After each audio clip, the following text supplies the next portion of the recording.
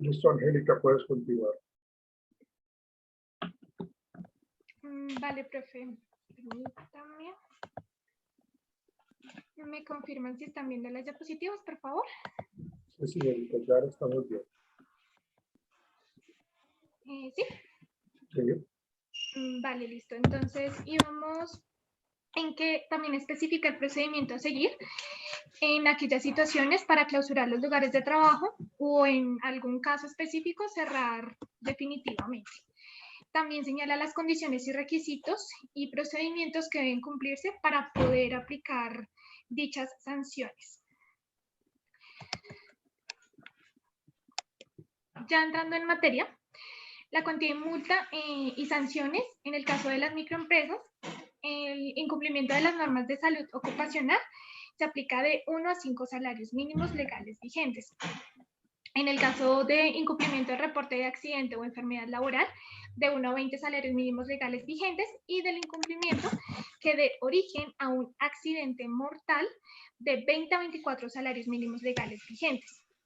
Con respecto a las pequeñas empresas, por el incumplimiento de las normas de salud ocupacional, de 6 a 20 salarios mínimos legales vigentes, incumplimiento del reporte de accidente o enfermedad laboral, de 21 a 50 salarios mínimos legales vigentes, y por el incumplimiento que dé origen a un accidente mortal, de 25 a 150 salarios mínimos legales vigentes.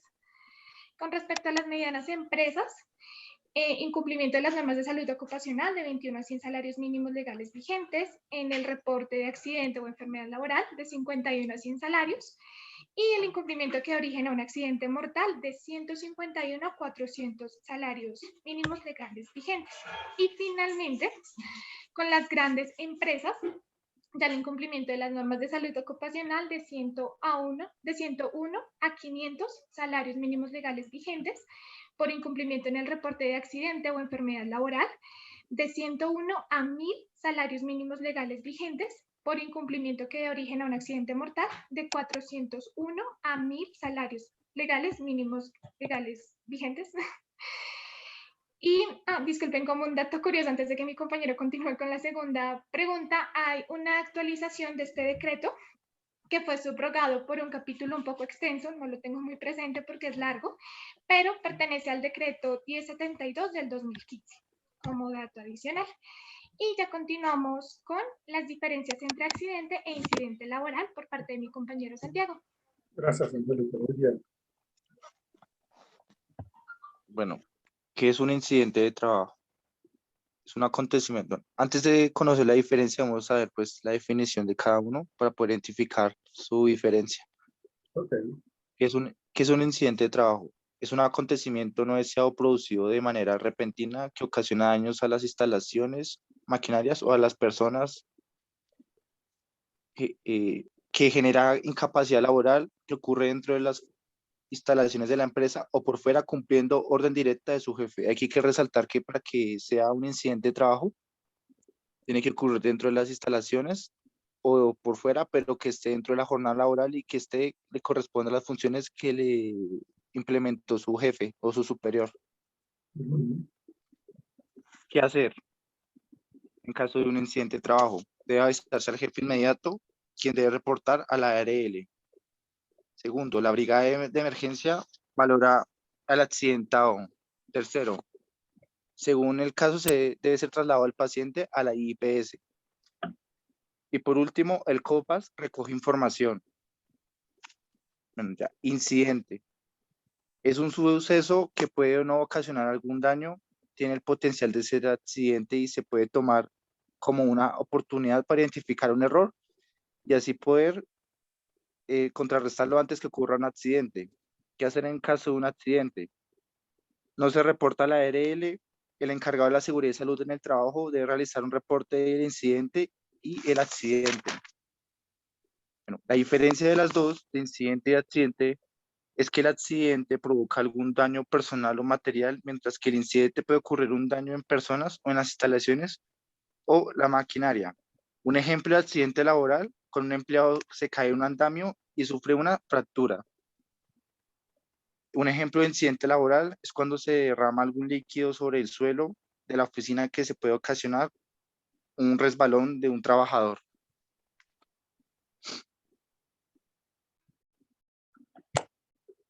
¿Listo? Sí, profe, ya. Sí, señor. Muchas gracias. Ok, gracias. Retira su presentación. Gracias, señorita. El caballero.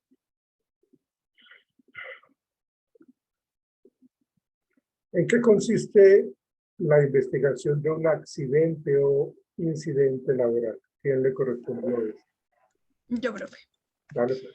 Bueno, esto se debe encontrar la causa de raíz de por qué se ocasiona el accidente para así mismo implementar medidas correctivas o inmediatas. Es decir, que en el decreto IE 72 del 2012 se debe analizar las causas del AT, la inversión escrita del colaborador, RUFAT, formato único de registro de accidente de trabajo. Se debe realizar un árbol de causas según la metodología que escoja la empresa. Son las siguientes: la espina de pescado, el árbol de fallas, los 5 por qué. Identificar condiciones subestándares y validar factores de trabajo y factores de persona. Se debe realizar un plan de acción con unas actividades específicas, un responsable, fechas propuestas, fechas de ejecución y de responsable. Este se debe realizar con el grupo investigativo de la empresa, que sería el COPAS, la persona encargada del colaborador, o sea, el jefe, el colaborador y el grupo de seguridad y salud en el trabajo. Todo esto con el fin de que no se vuelva a presentar el accidente. No, ok. Y la otra pregunta que tenían ustedes. ¿Qué pasa si no se investiga un accidente o un incidente? Ya le doy respuesta, profe. Bueno, entonces la pregunta es: ¿qué pasa si no se investiga un accidente o incidente de trabajo?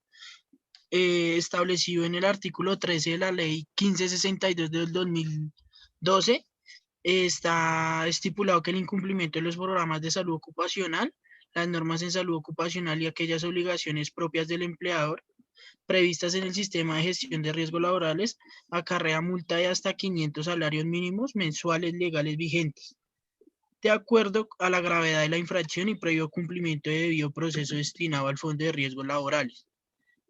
Entonces, en caso que reincida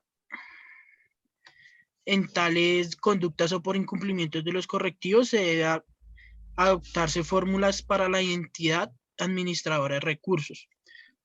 El Ministerio de Trabajo debidamente debe hacer un cierre preventivo de 120 días o un cierre definitivo de la empresa, debido a que este incidente puede causar muertes al no ser debidamente investigado, porque puede causar muertes alternas y puede llegar a ser más fatalidad este mismo incidente.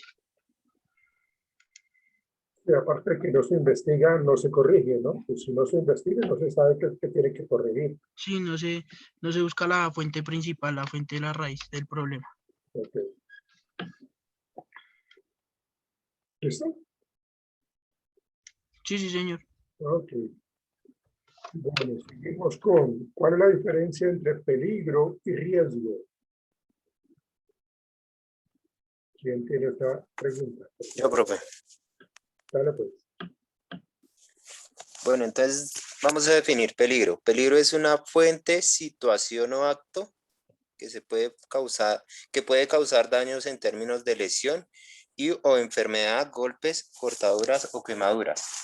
Y el riesgo es la combinación de la probabilidad de que se presente un evento peligro en espacio en específico y las consecuencias de contraerlo. Entonces, digamos, para ya identificado estas dos palabras, entonces, primero debemos decir que el peligro se identifica y el riesgo se evalúa. Entonces, uno de estos ejemplos es cuando, por ejemplo, digamos, están en una oficina, por ejemplo, están lavando el piso y no se tiene, digamos, ejemplo de demarcación que colocan el vainito ese como en triángulo, se me olvidó cómo se llama eso. Bueno, la demarcación. Entonces el peligro es ese, el peligro es que están lavando el piso, pero no tiene la debida demarcación. Y ya pues el riesgo es el que yo asumo al momento, digamos, de pasar sobre ese piso sabiendo que está mojado. Pues obviamente si paso puede ocasionar un accidente de trabajo. Y en este caso, cuando se habla del riesgo, puede inclusive que sí esté señalizado, ¿no? O sea, sí se coloca la información de que el piso está mojado, pero se asume, así como su vocero dice, de que si se pasa por allí, se asume el riesgo de que pueda sufrir una caída, se puede resbalar y se pueda pegar durísimo, inclusive hasta morir. Entonces, Exacto. en el peligro, pues no se coloca, así como su merced lo decía, no se coloca la señalización correctamente, entonces eso es un peligro. Pero el riesgo, aún con el aviso ahí colocado, se asume que si yo camino por ahí, corro el riesgo de sufrir un accidente. Bueno. ¿Y qué otra pregunta tenían ustedes? Listo, profe, sigo yo. Ok. Entonces, ¿qué es una lesión traumática?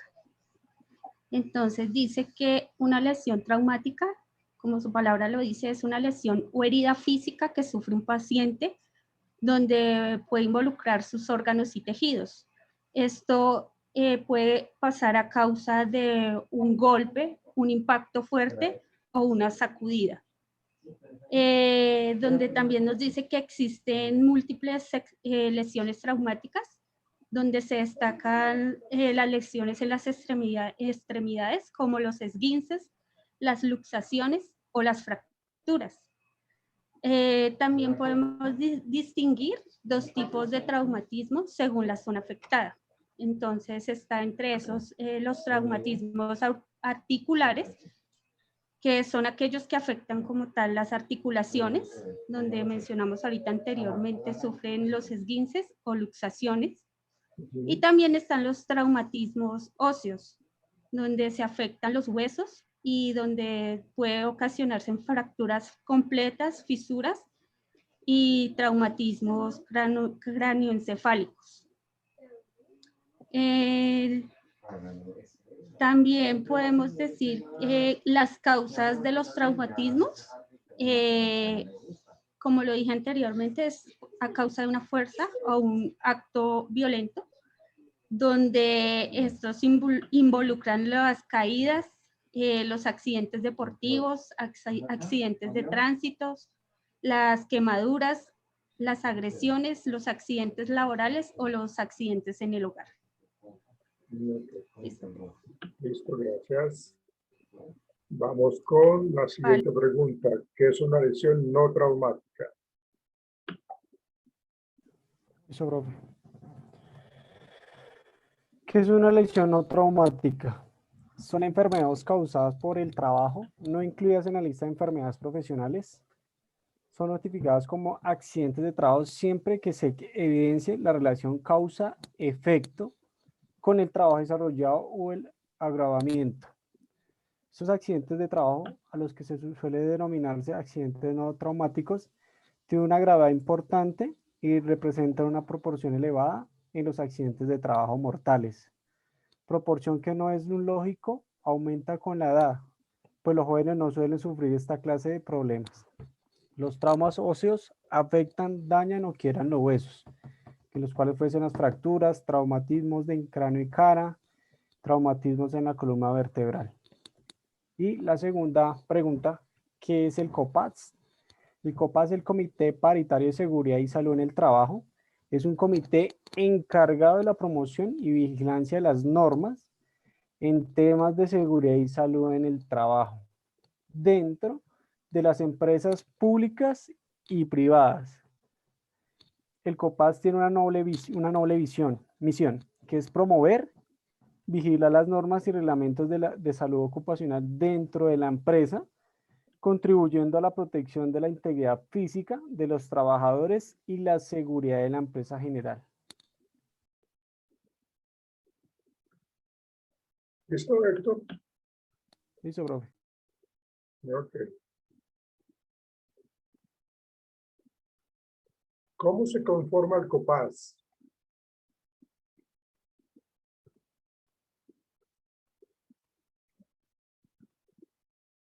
¿Quién tiene esta pregunta? ¿Cómo se conforma el COPAS? Yo, profe. Bueno, Sebastián. Permítame en un momento. El COPAS se conforma de la siguiente manera. El número de trabajadores que pueden pertenecer al Comité Paritario de Seguridad y Salud en el Trabajo COPAS depende de la cantidad total de empleados de la empresa. La empresa con menos de 10 trabajadores debe tener un vigía en seguridad y salud en el trabajo, quien cumplirá las mismas funciones del Comité Paritario. De 10 a 49 trabajadores se elige un representante por cada una de las partes. De 50 a 499 empleados se eligen 2 representantes por cada una de las partes. De 500 a 999 trabajadores se eligen 3 representantes por cada una de las partes. De 1000 a más empleados se eligen 4 representantes por cada una de las partes. El Comité Paritario de Seguridad y Salud en el Trabajo COPAS debe tener un presidente y un secretario. El primero de ellos será designado por empleador escogiendo entre los representantes que él nombre. El segundo será elegido por el comité de empleo. Y también, señor. Señor, dígame. Sí, dígame. No, es que también me tocaban las funciones del comité. Sí, ok, dale. Dentro de las funciones del comité está en participar de las actividades de promoción, divulgación e información del sistema de gestión de la seguridad y salud en el trabajo y de las actividades sobre medicina, higiene y seguridad industrial entre patronos y trabajadores. Actuar como instrumento de vigilancia para el cumplimiento del sistema de gestión de seguridad y salud en el trabajo en la empresa e informar sobre el estado de ejecución de los mismos a las autoridades pertinentes cuando haya deficiencias en su desarrollo. Emitir recomendaciones para el mejoramiento del sistema de gestión de seguridad y salud en el trabajo. Recibir copias por derecho propio de las conclusiones sobre las inspecciones e investigaciones que realicen las autoridades de seguridad y salud en el trabajo en el sitio de trabajo.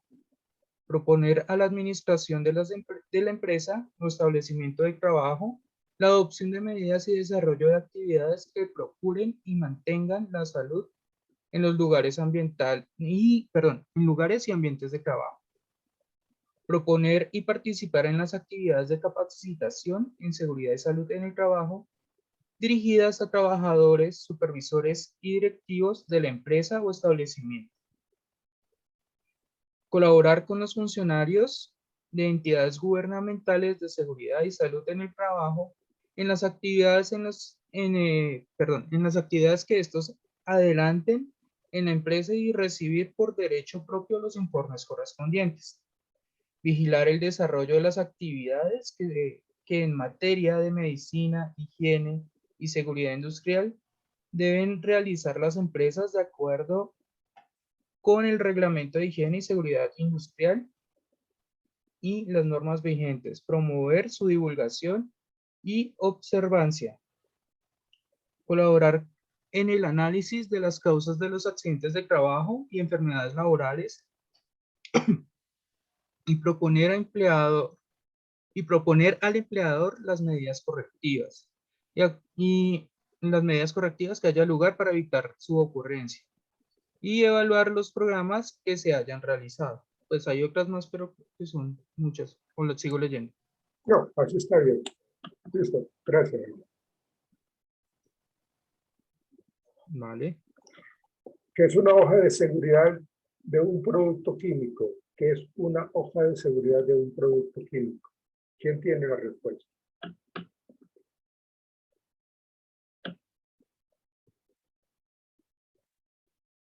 ¿Qué es una hoja de seguridad de un producto químico? ¿Quién la tiene? Un momento. Profe, creo que es lo que traen los elementos, bueno, en la industria química, es lo que trae es como una etiqueta que trae la composición del químico y las advertencias y el modo de uso. Sí, pero ¿cómo es esa cuestión de la hoja de seguridad? Creo que trae el proveedor, ¿No lo el modo de investigaste? uso. ¿No lo investigaste, hombre? No, profe, es que eso lo vimos en un módulo, entonces me acuerdo. Es que creo que no le tocaba esa pregunta, pero No, él ya expuso. sí, Puso, no sé quién le toca la otra pregunta, quién se la asignó, profe. Santiago está haciendo la acotación sobre lo que es, profe. Ok, pero Ah, es que entonces, yo pensé que ella estaba haciendo la pregunta general, perdón, qué pena. Yo también iba a hablar, pensé lo mismo. no, pero entonces, ¿quién tiene esa respuesta? ¿Quién la tiene? ¿Mm? ¿Nadie? Creo que usted no se la asignó a nadie, porque al último al que le asignó fue a mí, y esa pregunta no sonó antes de... Bueno, creo que sí, pero bueno, Sí, está bien. profe, creo que no es asignada. Mire, esto es muy importante cuando hablamos de la hoja de seguridad de un producto químico, es precisamente reconocer, comunicar de una manera muy completa los peligros que ofrece la manipulación de este tipo de productos químicos, tanto para el ser humano como para la infraestructura y los ecosistemas. Entonces, todos los riesgos que puede estar generando la presencia de un producto químico. Entonces, en esta hoja de seguridad tiene que estar establecido quién elaboró esa hoja de seguridad, quién suministra toda esa información y de qué manera se tiene que manipular, qué tipo de normatividad existe al respecto. ¿Sí? Fíjense que todo esto tiene que estar muy ligado al manejo, al detalle de absolutamente todo lo que implica un contexto laboral, independientemente del área en que se desempeña, de los servicios que preste, todos, absolutamente todos debe estar supremamente identificado, reconocido, para poder generar entonces un buen manejo para que se eviten los accidentes de trabajo o los incidentes de trabajo. Entonces, la hoja de seguridad es ese manejo, como ese protocolo de lo que se tiene al frente de los trabajadores y de hecho tienen que leerla para poder entonces saber de qué manera se tiene que manejar, manipular, cómo se tiene que hacer frente a eso. Entonces, así como existe esa hoja de seguridad de productos químicos, pues existen otras hojas de seguridad que están muy bien identificadas y reconocidas para que se tenga como una ficha técnica y eso se tiene que colocar. Entonces, el trabajo de las personas que trabajan, valga la redundancia, en salud ocupacional es bastante complejo y es muy al detalle. En la medida que lo trabajen de una manera muy honesta, muy consciente, muy completa, pues entonces se evitan problemas. Pero cuando no, eso es gravísimo. Bien, eso sería entonces con respecto a qué es una hoja de seguridad de un producto químico. ¿Qué es el comité de convivencia? ¿Quién lo tiene? Por favor. Ese sí lo tiene alguien.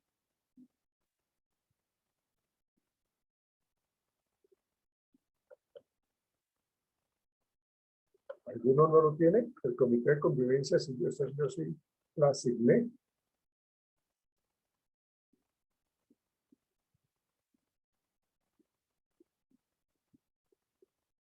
¿Qué es una brigada de emergencia? ¿Tampoco? Sí, profe, sí lo tengo. Dale pues, Paula. Dice, ¿qué es una brigada de emergencia? Son un grupo de personas que ayudan a prevenir los riesgos y saben cómo actuar ante cualquier emergencia y ejecutan fácilmente los protocolos de respuesta para evacuar adecuadamente a las personas en riesgo. La siguiente pregunta que tú tienes. ¿Cómo se conforman? Existen diferentes tipos de brigadistas. Están contraincendios, primeros auxilios y evacuación. También existen unos requisitos para poder ser parte de los brigadistas. Primero, estar en un buen estado físico y mental. Segundo, exigen unos exámenes de salud antes del ingreso. Tercero, buenas relaciones interpersonales y disponer de tiempo y que sean personas responsables, entre otras. Ahora, ¿cómo se conforman? Debe haber un jefe de brigadistas y jefes de grupo. ¿Cómo se hacen estos ingresos a las brigadas? Primero, se hace una convocatoria, se capacita en las diferentes áreas y tercero, se hace una revisión periódica de cómo se están haciendo los labores en cada etapa o en cada brigada. La tercera pregunta es, ¿qué es una gimnasia laboral? Esta gimnasia laboral también es conocida como las pausas activas y son actividades físicas donde se interrumpe la jornada laboral y se hace con el fin de mejorar la salud y el desempeño laboral de los trabajadores. Se hace aproximadamente cada 3 horas, pero en los labores que son muy sedentarios. O sea, se hace como 15 minutos por la mañana y 15 minutos por la tarde, ¿no? Normalmente eso es lo que hace la empresa, hacerlo por la mañana 15 minutos y 15 minutos por la tarde. Okay. ¿Qué es el Sistema General de Riesgos Laborales? ¿Quién tiene esa pregunta? Profe, yo. Listo, Marlon, dale. Dale con las 3 preguntas que tiene su merced. Listo, profe. La primera que es el Sistema General de Riesgos Laborales y tenemos que el Sistema General de Riesgos Laborales se define como el conjunto de entidades públicas y privadas, normas y procedimientos destinados a prevenir, proteger y atender a los trabajadores de los efectos de las enfermedades y los accidentes que puedan ocurrir con ocasión o como consecuencia del trabajo que desarrollen. Ese Sistema General de Riesgos Laborales articula también el sistema de prevención de accidentes de trabajo. ¿Me están escuchando bien? Sí, compañerito. Y de accidentes de trabajo y enfermedades laborales a través de planes de salud ocupacional y prevención de riesgos al tiempo de atender los siniestros laborales por medio de las prestaciones de subsidios por incapacidad, indemnización por incapacidad permanente parcial, pensión de invalidez y pensión de sobrevivientes. Este sistema deberá reconocer algunas prestaciones, dentro de las cuales deberá reconocer lo que es la prestación asistencial hasta la recuperación del afectado y dentro de las prestaciones económicas deberá prestar lo que son subsidios por incapacidad por accidente o enfermedad laboral, indemnización por pérdida de capacidad laboral, pensión de invalidez, sustitución pensional y auxilios funerarios. La segunda pregunta era cuáles son las funciones de las administradoras de riesgos laborales. La función principal que tienen las ARL es el trabajo conjunto con la empresa para identificar y controlar los riesgos presentes en los lugares de trabajo con el fin de evitar la ocurrencia de accidentes y enfermedades laborales. Esa también deberá brindar programas de capacitación en temas relacionados con la prevención de los riesgos y el mejoramiento de la calidad de vida en el trabajo. Esta además está encargada de lo que es, primero, el recaudo de las cotizaciones que hace la empresa por sus trabajadores. Segundo, la asesoría en los programas de prevención que realizan las empresas. Tercero, la atención médica y la rehabilitación de los trabajadores que se accidenten o enfermen por causas propias de su trabajo. Tercero, el pago de las prestaciones económicas como las incapacidades, pensiones de invalidez y de sobrevivientes que se generan como consecuencia de los accidentes de enfermedades laborales. La tercera pregunta era quiénes se deben afiliar en forma obligatoria al Sistema General de Riesgos Laborales. Entonces, la afiliación al Sistema General de Riesgos Laborales es de carácter obligatorio para las siguientes partes. los trabajadores dependientes, los jubilados o pensionados que se reincorporen como trabajadores dependientes, los servidores públicos, los vinculados con contratos de prestaciones de servicios con una duración superior a un mes, los estudiantes que deben ejecutar trabajos que signifiquen fuente de ingreso para la respectiva institución o cuyo entrenamiento o actividad formativos sean requisitos para la culminación de su estudio, los trabajadores independientes que laboran en actividades de alto riesgo, los miembros de las agremiaciones o asociaciones cuyos trabajos signifiquen fuentes de ingreso para la institución,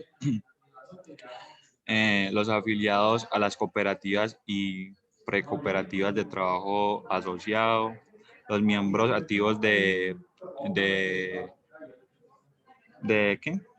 Del Sistema Nacional de Primera Respuesta como Defensa Civil Colombiana, Cruz Roja Colombiana y Cuerpo de Bomberos, y por último, aprendices del SENA en fase de práctica. Ya, profe, con eso he terminado mis 3 preguntas.